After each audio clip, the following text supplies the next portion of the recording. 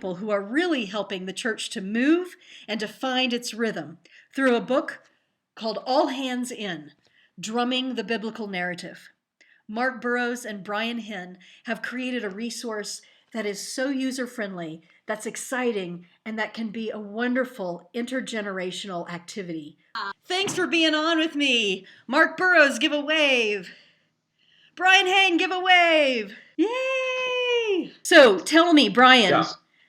what about rhythm sort of drew you in? What about drumming? But How I did you quickly get into realized this? that a really quick way and a really effective way to get people involved in worship who may feel like they can't sing, because getting them to sing is kind of a long-term process.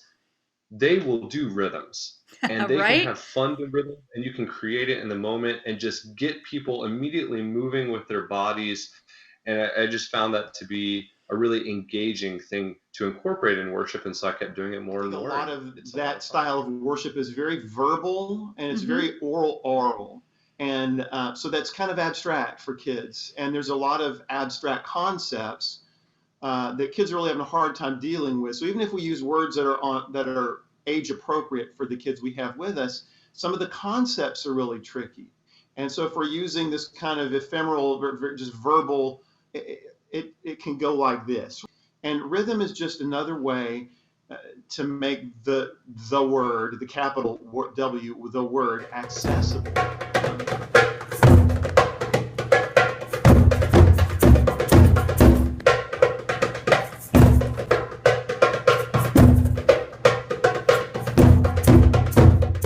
You know, the structure of the book, you talked about these iconic stories, and certainly they are. I mean, the creation, Noah's Ark, the promise to Abram, the Ten Commandments, David and Goliath, Jonah and the whale, the birth of Jesus, the four friends, Palm Sunday, and the coming of the Holy Spirit. I mean, you've essentially gone through the liturgical year here. And what I love about that is that you can incorporate these stories and rhythm throughout the liturgical years, and you have broken it down for people so that you don't have to be a practiced or an expert drummer as a leader to actually do this. You have something in here called a Bible beat and the groove. And they're sort of two separate pieces, and you start with the Bible beat. The Bible beat is going to be that underlying layer, that main rhythm, and then you layer something over the top of it. Let's take a look at the one about David and Goliath as an example.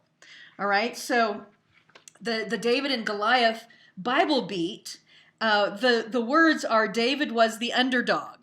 So it's David was the underdog.